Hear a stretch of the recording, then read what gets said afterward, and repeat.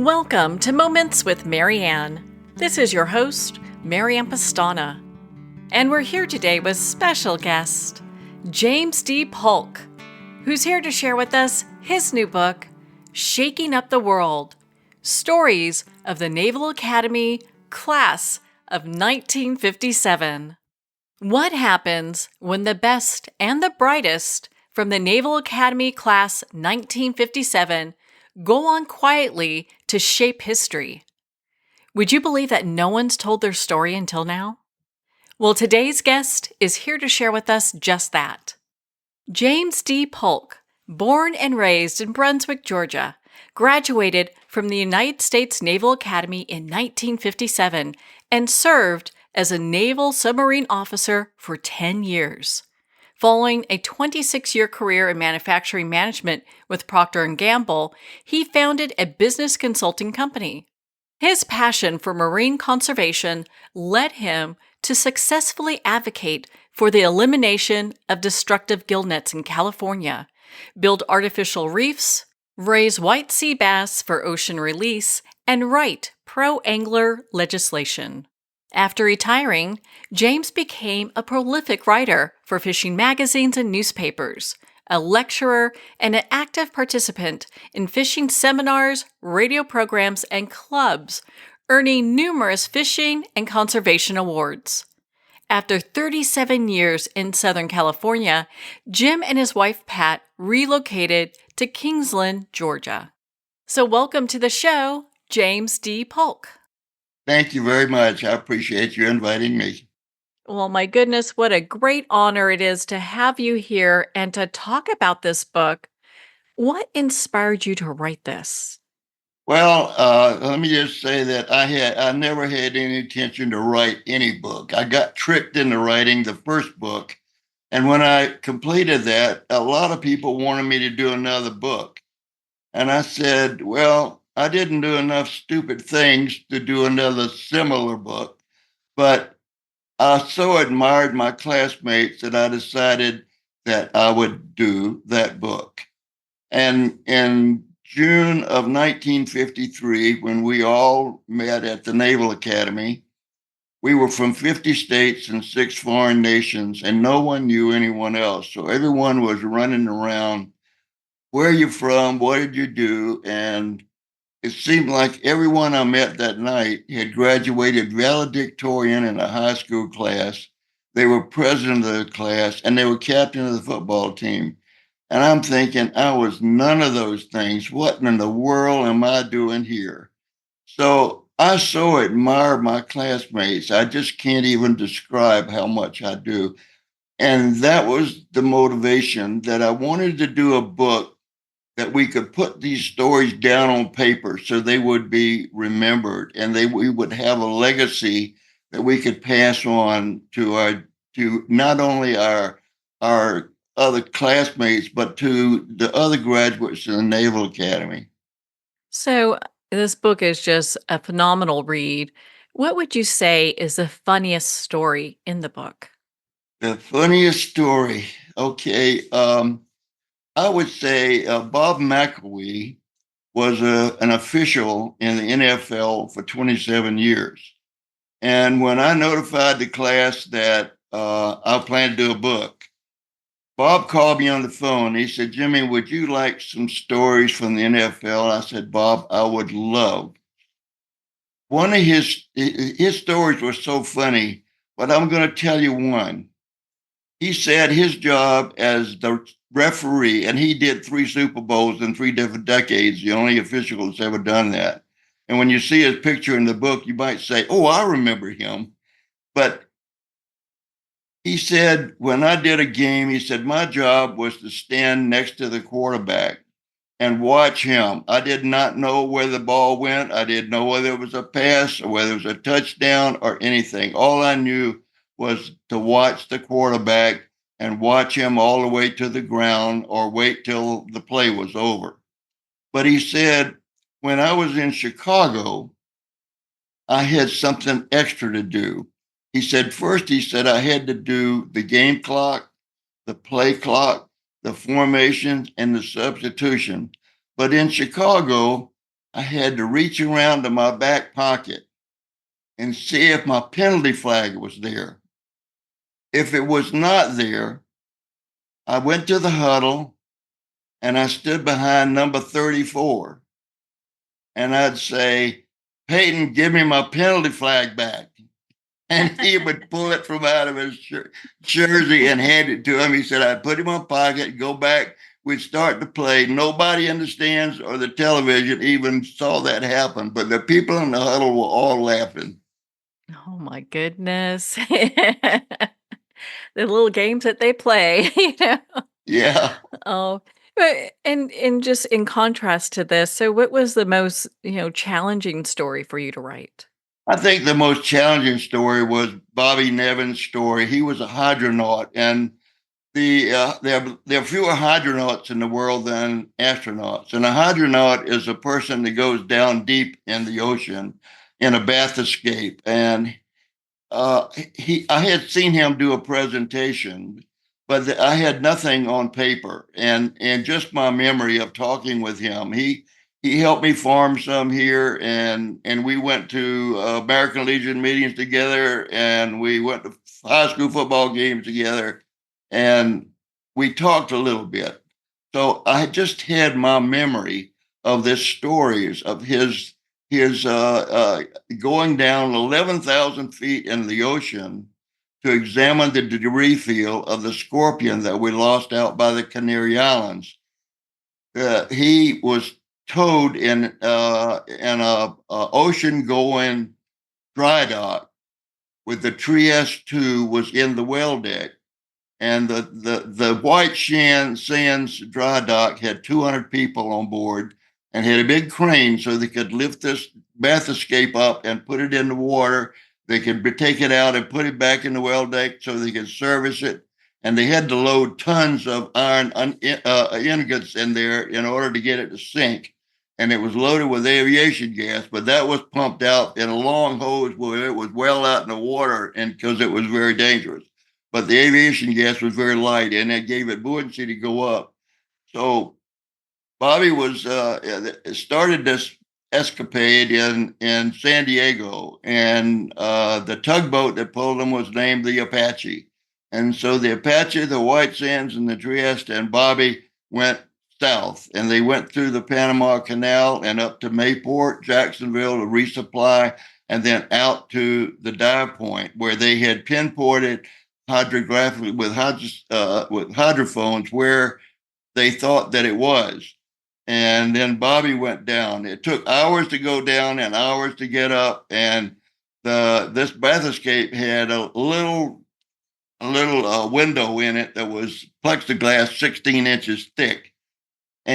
But he drove the thing from behind the plexiglass over to one side where he was watching a television screen. So he was operating it from a scope rather than looking out the window.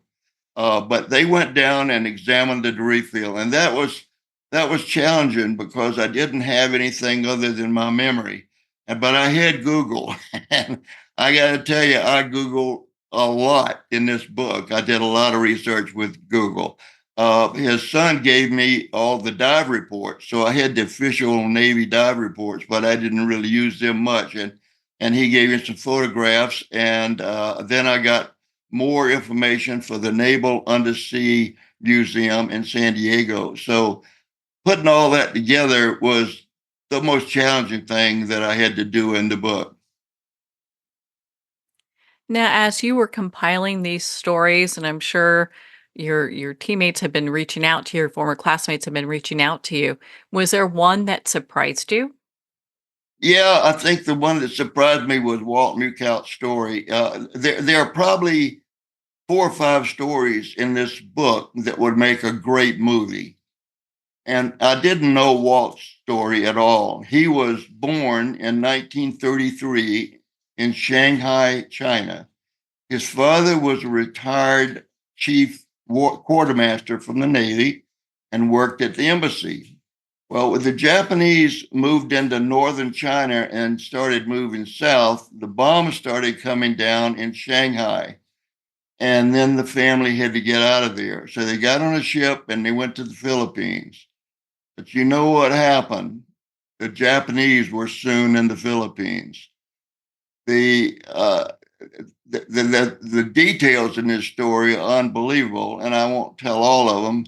But a bomb hit the house where they were staying. They lost everything. A bomb hit his place of work, and all the people there were killed while they were in the air raid shelter. But they were told when the army surrendered and went on the Bataan Death March there in the Philippines, they actually gave some things to the soldiers as they were marching, but they were told they were to go surrender too. So they surrendered to the Japanese.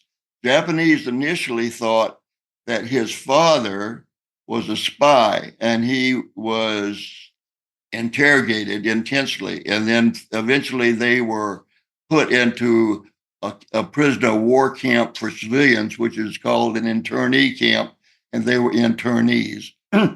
And they moved around several places. And then at the end of the story, they were rescued by Army raiders that parachuted in and coordinated with the Filipino guerrillas. They killed the 75 guards, got the people into Amtraks, which are vehicles that go into water and on land. They loaded in 200 internees in that and got them back water across the bay and behind U.S. lines.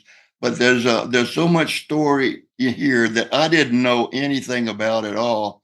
But I was so intrigued with this story. And when he did it, he said, Jimmy, don't shorten my story. I want every word in there. Well, I edited it a little bit, but I didn't shorten it too much. He was adamant that he wanted his complete story, and it was a good one because it was his mother and his father and his younger brother. And there were times that they had to sneak under the fence, go climb trees, and get fruit for the family to eat because they were starving to death. When he got out of there, he was 13 years old and weighed 62 pounds. But that's one heck of a story that would make a great, great movie because there's so much action and drama involved in it. Well, many of the stories that you have in this book would make great movies. Which one do you think would make the best movie? Well, I think that one would. I think Waltz would make the best movie, but that there are others as well. I think Jerry Barzak's story of being hijacked by Hezbollah terrorists would also be a great movie. He was working for, he had retired from the Navy and he was working for a contractor in Egypt. And he got permission from his employee to go home to attend his daughter's high school graduation. So he got on a plane and they took off from Cairo, TWA flight 847. But as soon as they took off, the terrorists, two of them, ran to the cockpit with guns and took over the plane. And that was a scenario that went on for several weeks and was all over the news back when that happened. I think it was 1986 when that happened. But it was all over the news and the biggest thing that was going on in the world because it was one of the first times the terrorists ever took over an airplane. And when it was over, he was interrogated by the CIA, and he told them everything. He told them what he could see out the window of where the building where they eventually put him. There was a sailor on board the airplane that was in uniform, and they shot him and threw him out the door on the tarmac. It was pretty dramatic, but that would be a great movie because there was so much going on during the whole event. Yeah, that was such a intense event. And one of the things I have to commend you on your book, I mean, you really it's just filled with these great, not only the great narratives, but also these photos that just help to make each story stand out. Is there one that is kind of a favorite for you? I think there is a story that's a favorite, and I'll tell you why. Um, Charlie Duke was an astronaut. He was Apollo 16. And if you watch the movie Apollo 13, you heard his name mentioned. that Ken Mattingly was not allowed to go on 13 because Charlie has measles, and Ken hadn't been had the vaccination. So anyway, he went on Apollo 16, and there are 10 photographs in the book that he supplied to me. He gave me about 20, and I picked 10 of them to go in the book, which shows the liftoff, the set down, and my favorite photo is him saluting the American flag that they left on the moon with the lander in the background. That's my favorite photograph. But the story, Charlie said, I don't want to write the story. He said, I want you to interview me and you write the story. And I said, well, okay. So I asked my 31-year-old granddaughter, Melanie Johnson, has got a photographic memory. I said, Melanie, you got to come over and help me take notes. So we put the cell phone on speaker, and we both took a set of notes. And then I took the two sets of notes and I wrote the story and I sent it to Charlie. And Charlie edited it, made sure it was accurate, and added a little bit to it. So that story was kind of unique and really fun because Charlie was involved and my granddaughter was involved, and it was team effort. It was a lot of fun to do that one. One of the photos in your book that I really like is the cover. I think that is such a profound photo. Can you share what that is? Yes, it's actually a young Marine that just graduated from Annapolis, and he's walking out of the rotunda there of Bancroft Hall and Memorial Hall of where the steps right behind him, and that's where the photographer was standing that took that picture. The mother of that Marine contracted with the photographer to take her son's picture where he was leaving Bancroft Hall, our home for 4 years, and going out into the world. And that was the genesis of that. And of course, I sent copies of the book to the mother and also to the photographer, and I got her permission to use it. We saw that actually on the cover of Shipmate magazine. And when magazine came, and I looked at the cover, I said, "That's got to be the cover of the book." And you know what? The next day, I got a phone call from my roommate, and Earl said, "Jim, that's the cover that's what you ought to use for the cover of a book." I said, "Yeah, exactly. That's where I am." So we both agreed. And my roommate spent 30 years in the Marine Corps right after his father spent 30 years. So between the two of them, they had 60 years in the Marine Corps. Great. That's a great story, too. Wow. I mean, that comes together so nicely, and this cover does bring this book all together. It stitches it all together. One of the things that I also really appreciate is that you're bringing these historical, like personal stories of just, a time that I think many people are unaware of. Are you going to write another book? Well, if I get enough stories, I've got about 30 now, and I, I the, I'm using a working title now of How I Met You. It started out with how I met my husband, how I met my wife, and then I decided that I'd make it How I Met You, but that may change. We've got about 31 stories, and I need about 75 or 80, something a lot more than what I have. But the stories are really, really great. I want to do a book on love and relationships, and that's what this book will be. I will have my love story in there, which is very unique, and I never get tired of talking about my wife that I lost 8 years ago, but she was absolutely the most wonderful person and the most impressive person I've ever met in my life. And I want to share with people. I think you'll be surprised at how people met how their story worked out. It's amazing. And one of the stories is somebody sent me was how they met me, and it involved a policeman. So that's kind of a funny story too. You have so many phenomenal stories within your book. Can you touch on a few of them for us right now? I'd like to just mention one other thing.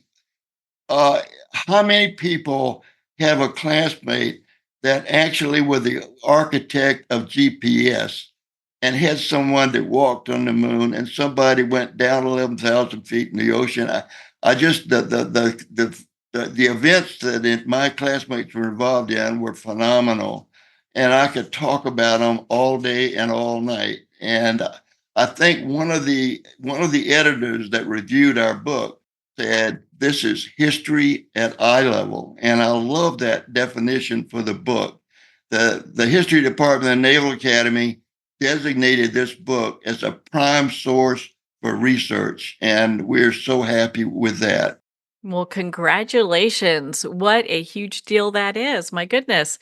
Are there stories that didn't make it in the book that you are considering for another like follow-up book to this?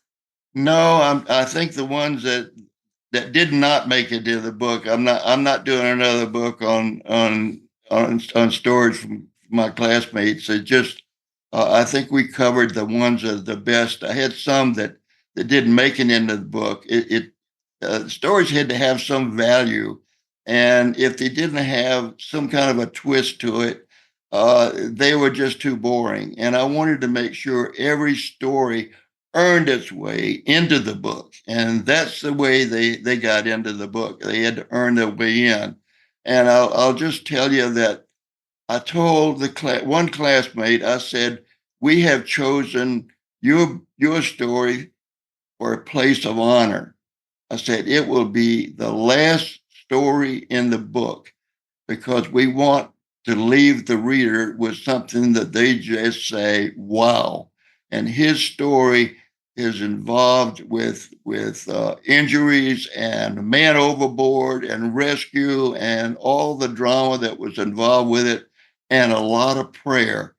He was praying and calling the shots and trying to make the right decisions, and it was a very scary thing. But you know what? It turned out okay. They rescued the guy that was overboard. They found him, which was a wonder. And the people that were injured, they got them into the hospital in time to save their lives. So it was a great story, and that was a place of honor. But I tried to start off with great stories in the beginning to engage the reader, and then have some good stories in the middle and good stories at the end, because I wanted to coordinate the engagement of the reader. Well, you definitely made this such a great read. I'm so grateful you wrote this book. Well, James, thank you so much for taking the time to be on the show with us here today.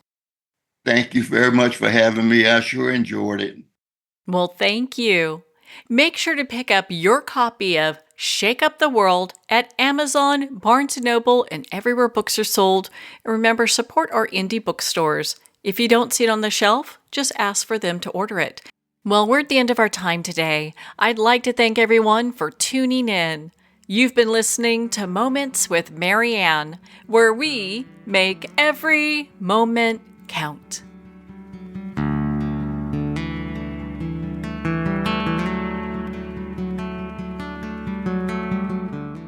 In a single moment, your life can change. Moments with Marianne is a transformative hour that covers an endless array of topics with the best of the best. Her guests are leaders in their fields, ranging from inspirational authors, top industry leaders, and business and spiritual entrepreneurs. Each guest is gifted and a true visionary, a recognized leader in her own work, and while teaching others to develop, refocus, and grow, Marianne will bring the best guest and sometimes a special surprise. Don't miss this. You never know just which moment will change your life forever.